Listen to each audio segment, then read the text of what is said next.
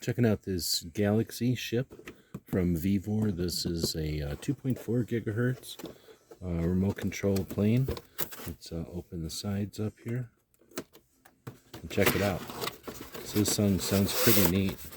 It'll run off of the ground, it'll run off of the water, and it can land both places. You can also just throw it, it sounds like. So there's the remote control.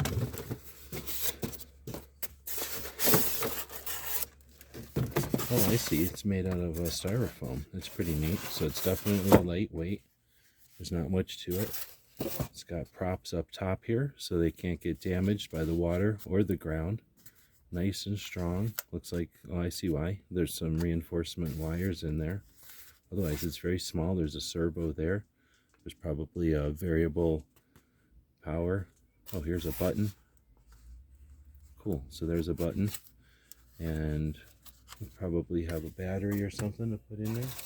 I'll have to read the instructions. Looks like we've got a USB charger and a little screwdriver, some extra props. And we have some more extra props. Here's the batteries. Well, the batteries feel like they weigh more than the plane.